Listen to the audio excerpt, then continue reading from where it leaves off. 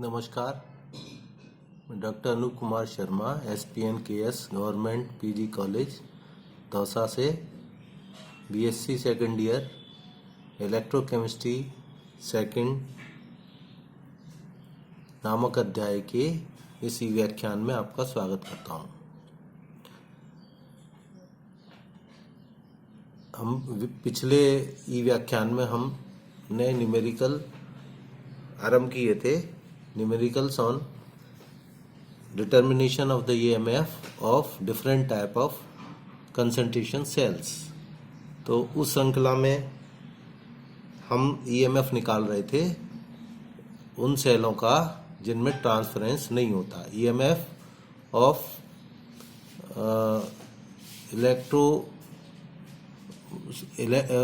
Concentration cells without transference. तो उसी श्रृंखला में हम ये अगला न्यूमेरिकल कर रहे हैं। 298 K पर निम्नलिखित सेल के विद्युत वाहक बल का परिकलन कीजिए। Determine the EMF of the following cell at 298 kelvin. तो सेल है CdSO4 में, है ना। ये धातु के अवलेय लवण लेपित इलेक्ट्रोड और इसमें PbSO4 है ना। PbSO4 में है ये Pb, ठीक है। तो अब इसमें कैडमियम सल्फेट इसकी कंसंट्रेशन दी है हमें, है ना। इसी तरीके से इसको एक उल्टा सेल इसी तरीके से जुड़ा हुआ। इसमें एक चीज देखें, ऐसे अगर यहाँ पे सेल में दो खड़ी लाइनें हैं, इसका मतलब ये है कि ये विदाउट ट्रांसफरेंस है। ये जो डबल लाइन है ये लवण सेतु को इंगित करता है। हमने जो लवण सेतु पढ़ा था, जैसे कि एक U आकार की एक नलिका होती है जिसमें पोटेशियम क्लोराइड का संतृप्त विलयन भरा रहता है, तो उसके थ्रू इलेक्ट्रॉनों का अभिगमन हो जाता है, विलयन में आयनों का अभिगमन नहीं होता है। तो ये जो दो लाइनें यहाँ पे, ये जो दो लाइनें हैं, ये दोनों लाइनें उस लवण सेतु को इंगित करती है। अर्थात ये जो सेल है ये सेल विदाउट ट्रांसफरेंस है, ठीक है। इसमें पदार्थ का जो है वो ट्रांसफर नहीं होता है। एक तरफ से दूसरी तरफ पदार्थ का जो है वो स्थानांतरण नहीं होता है।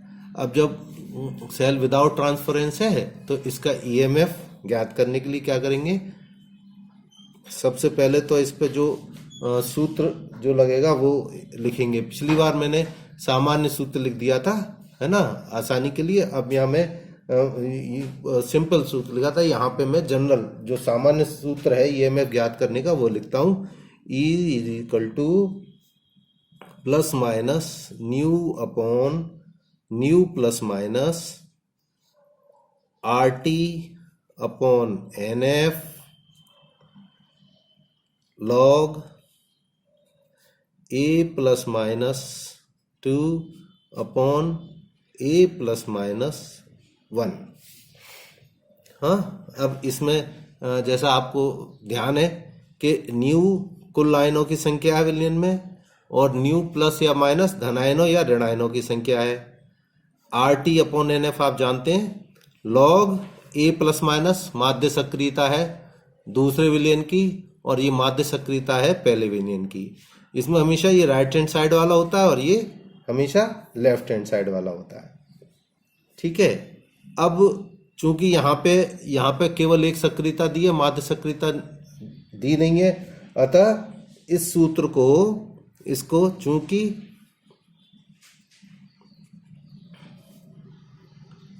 माध्य सक्रियता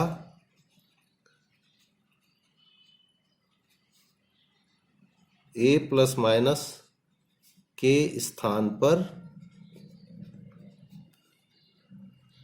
सक्रियता A दिए गए हैं, अतः EMF E is equal to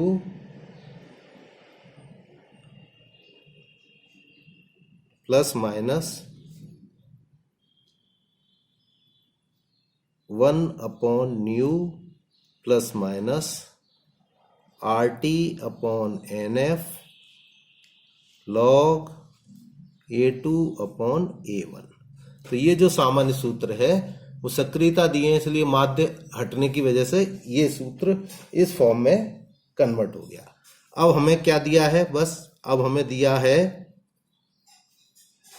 A1 is equal to 0.002, A2 is equal to 0.2 और n कितना है, नंबर ऑफ इलेक्ट्रॉन ट्रांसफर कितने हो रहे हैं यहाँ पे देखो, ये सारे वो जो है इलेक्ट्रोड है, ये दो संयोजी है, CD2+ SO4 2+, है ना। तो दो आयनों का, या तो आप इसका सेल समीकरण जैसा सेल समीकरण लिखें पहले तो इसका, है ना, या तो सेल समीकरण लिखने की क्योंकि आवश्यकता नहीं पड़ती, इसलिए इसमें ये ध्यान से देखना है कि कितने इलेक्ट्रॉनों का ट्रांसफर इसमें हो रहा है।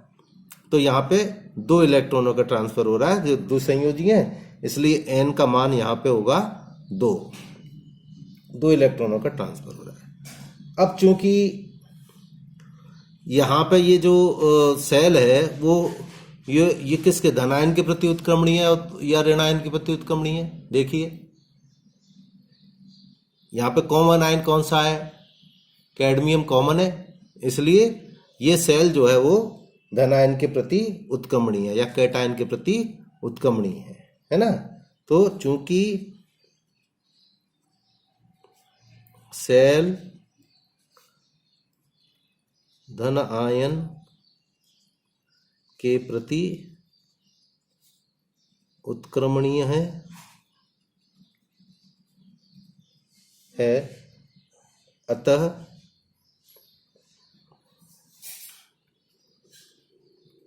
इसका EMF is equal to plus, अब ये प्लस माइनस हट जाएगा, प्लस न्यू प्लस RT/, अब यहाँ पे ये लॉग है ना, इसको उसमें यहाँ पे हमें कायदे से ln लिखना चाहिए, है ना, इनका E आधार है यहाँ पे, है ना। तो इसको यहाँ पर RT/2F log E अपॉन ये हो गया 0.2/0.002, ये हमने वैल्यू रख दी इनकी यहाँ पे।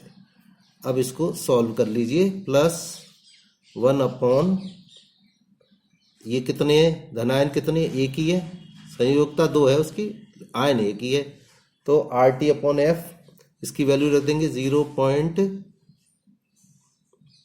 अभी नहीं, ये RT/2F इसको कन्वर्ट कर देंगे log 10 में, है ना। तो यहाँ पे ये कन्वर्ट हो जाएगा 2.303 log 10 0.2/0.002,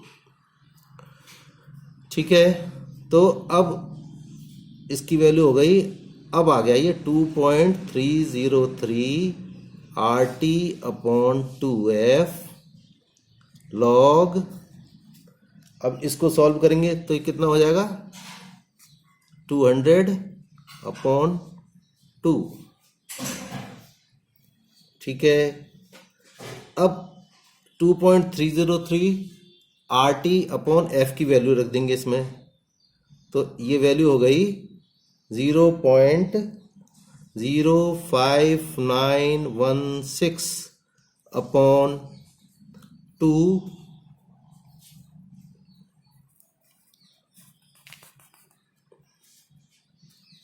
0.05916/2 log 100, ठीक है। अब 0.05916/2 और log 100 की वैल्यू 2 जानते हैं, तो इसलिए इसका नेट रिजल्ट क्या आ गया, इज इक्वल टू 0.05916 वोल्ट। ठीक है। तो यहाँ पे सामान्य सूत्र है ना, ये सामान्य सूत्र लिखा, फिर माध्य सक्रियता के स्थान पर केवल सक्रियता दी है, तो यहाँ से न्यू हट जाएगा, ये यहाँ पे ये सूत्र इसमें कन्वर्ट हो जाएगा, ठीक है, इस फॉर्म में। अब इसमें ए की वैल्यू जो दी है वो और एन की वैल्यू ये यहाँ पे लिख दी। यहाँ पे ये ध्यान रखना है हमें, लॉग ये 2.303 RT अपॉन एफ की वैल्यू है, ये 0.05916 है ना, इसमें 2.303 शामिल है, अर्थात यहाँ पे लॉग का बेस हमेशा 10 है, 10 का लॉग का बेस 10 है, तभी इसकी वैल्यू ये 0.05916 आएगी, है ना। अगर लॉग का बेस ई है तब ये वैल्यू 0.05916 नहीं होगी, है ना। वैसे भी जितनी भी कैलकुलेशन हम लोग करते हैं तो कैलकुलेशन में हमेशा लॉग का बेस 10 लेते हैं, है ना। तो लॉग का बेस 10 जब होगा तो 2.303 का इसमें मल्टीप्लिकेशन करना ही पड़ेगा, और जब करेंगे तो ये इसकी वैल्यू इतनी आ जाएगी। तो ये इस तरीके के न्यूमेरिकल आते हैं परीक्षा में। Thank you.